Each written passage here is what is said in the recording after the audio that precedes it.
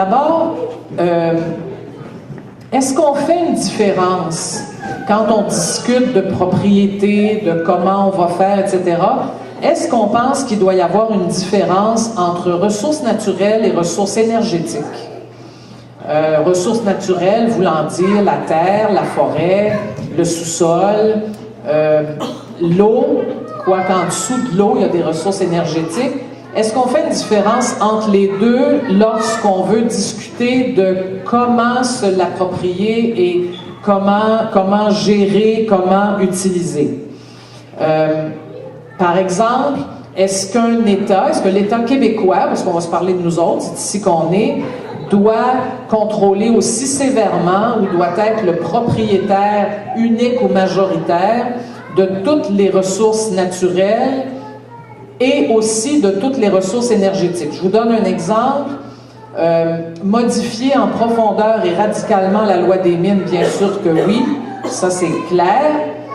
Mais est-ce qu'on veut vraiment que l'État québécois soit propriétaire de la moindre exploration, exploitation minière au Québec? Moi, ça me questionne, pas seulement pour des raisons écologiques, mais pour des raisons bassement économiques. S'il avait fallu qu'on fasse ça avec le cuivre, par exemple, en Abitibi, l'État québécois aurait perdu énormément d'argent. Parce qu'il y a des moments où les métaux ne se vendent pas. C'est pas le cas de ce temps-ci, mais il y a 10 ans, quand j'allais à Rouyn, c'était vraiment une sorte de désastre. La ville entière était en chômage. Alors, je sais pas, il faut se poser des questions. Deuxième question, à partir de quels critères on va décider du mode de propriété des ressources naturelles ou énergétiques? Dans le cahier de perspective, par exemple, on nous pose une question à un moment donné, qu'est-ce qu'on devrait nationaliser? Puis là, il y a toute une liste, mais il n'y a aucun critère.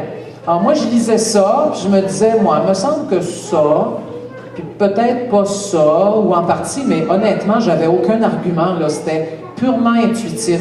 Alors je me suis dit, est-ce que ça serait intéressant de se donner des sortes de critères pour se dire, oui, là-dessus, il faut absolument que l'État soit propriétaire, ou là-dessus, pas nécessairement l'État, peut-être des coopératives, des communautés locales, des municipalités, des MRC, mais quels critères on se donne pour dire telle chose ou telle autre? Que veut dire nationaliser? Troisième question. Pour certains, pour certaines, nationaliser, c'est la propriété publique totale et absolue par un État là, de un certain nombre de richesses naturelles ou énergétiques. Dans d'autres sociétés, on décide de nationaliser partiellement. En Norvège, je lisais un article écrit par Normand Mousseau qui vient de sortir un livre sur les gaz de schiste assez intéressant.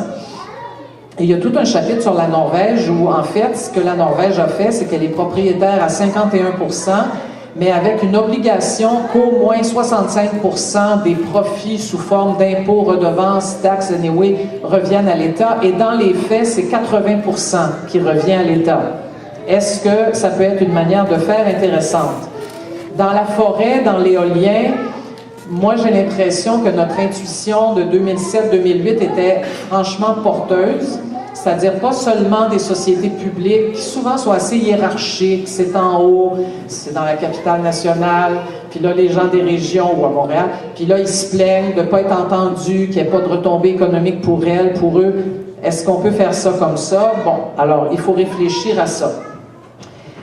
La protection des terres agricoles, on n'en parle pas en ce moment dans le cahier de perspective parce que, bon, j'imagine que vous vous êtes fait expliquer qu'on ne pouvait pas y aller encore une fois avec 125 propositions. Moi, je suis bien mécontente. Donc, on a remis l'agriculture à plus tard, mais je vous rappelle quand même que la terre, il n'y a pas que le...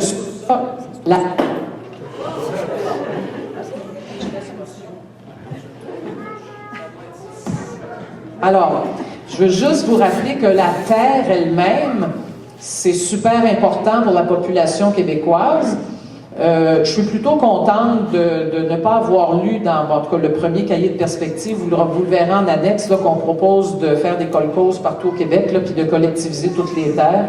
Je pense que si on veut se faire haïr, c'est la bonne façon. Ceci dit, on a le droit quand même de se questionner sur des modèles agricoles qu'on trouve plus pertinents que d'autres. Et ça, je pense que c'est une question qu'on devra se poser aussi.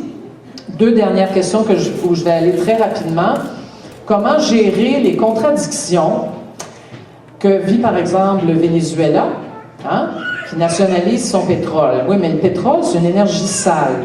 Alors, comment gérer la contradiction entre l'État a besoin d'argent pour donner des services sociaux, d'éducation et de tout ce qu'on voudra, mais en même temps, ben, ne pas se baser sur une richesse qui viendrait de produits écologiquement nocifs.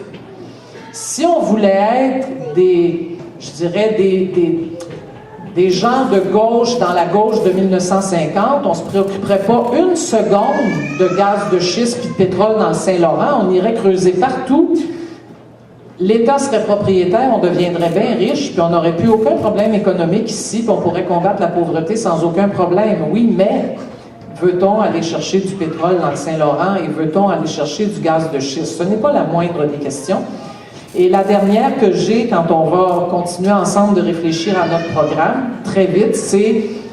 Tu vas te faire chicaner. C'est comment avoir un programme qui, le 12 mars prochain, on aura beau dire, ça c'est notre vision à moyen et long terme, comment ça va être perçu là, le dimanche, quand Amir et moi on va faire le point de presse, c'est Québec solidaire veut faire ça.